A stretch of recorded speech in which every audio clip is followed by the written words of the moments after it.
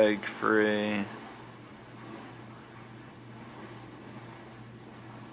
cholesterol free, vegan.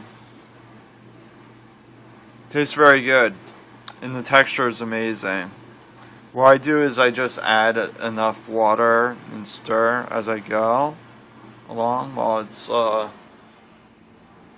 measure it by my eye, and then I'll just pour in some filtered bottled water. You can use tap water, but I like to use bottled water.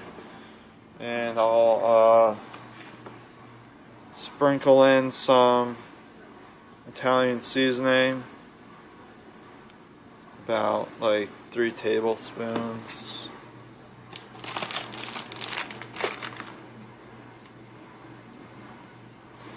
So, oh, wait. And then I would also include some medley peppercorn and sea salt. However, this is not, says this salt does not supply iodide, a necessary nutrient,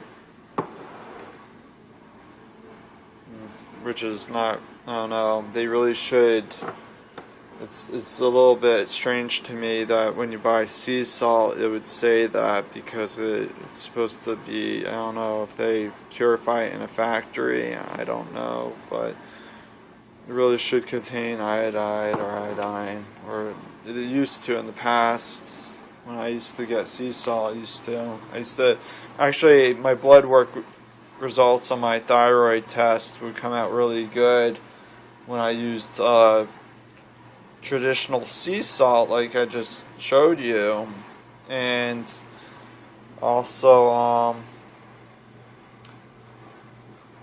when my doctor at the time lowered my thyroid medicine, my blood work came back really good. I was making homemade meals with sea salt, and I did not, and I tried to exclude the iodized table salt, because when I was eating a lot of processed vegan food with that in there, the blood work wasn't as good as, or the results didn't come back as well as when I started making homemade meals with regular sea salt. I don't know why it says this down here though now. I don't know. I find that very strange that they would even do that. So then what I do is, after the vegan scrambled eggs are done, it takes about 5 minutes to make, I then transfer that to a bowl, and I tried this last night for the first time. Usually I eat gluten-free rice pasta, but like I was saying, I don't know if I'm getting a reaction from the rice, so I'm deciding to take a break from the rice pasta and the stream rice milk a bit. And there is more B vitamins in traditional glutinous grains like wheat-based grains. Or, well, what am I saying? Like wheat, whole wheat, buckwheat, which is not, that's gluten. Buckwheat's actually gluten-free, but it has more B vitamins and protein than brown rice pasta. So there is a benefit to eating traditional wheat-based noodles or pasta.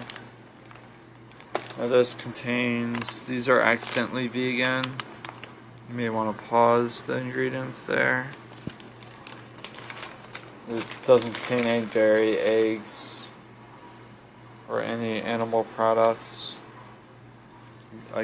I bought these, I believe, I'm not sure what store it was, but it was a little over $1, and another at a different grocery store nearby, I paid about $3 for another bag, which is it's closer. So I mean, it's more close. Sorry. What I would do is I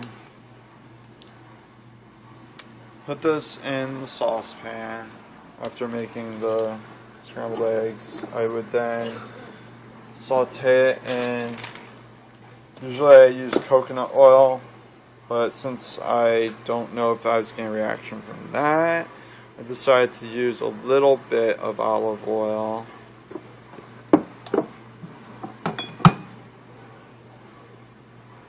A little bit of gluten-free soy sauce. Doesn't matter if it's gluten-free or not in this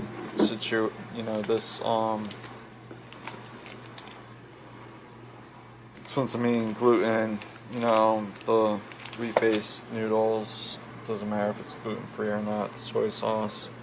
I mean, unless you want to cut back on it, if you maybe some people maybe get a certain sensitivity from wheat-based soy sauces. I don't know. I don't, though. So, but that's gluten-free. And I would then use a little sesame seed oil and about a tablespoon of organic sesame tahini. Now, tahini is a great source of zinc and potassium, which is great for the thyroid. It reduces any type of water retention under the eyes, which can make your eyes look baggy. And it can also reduce any type of excess fluids. The zinc and the potassium reduces fluid retention under the skin. So sesame oil, even better. I mean, it adds flavor with the soy sauce. Tastes amazing. About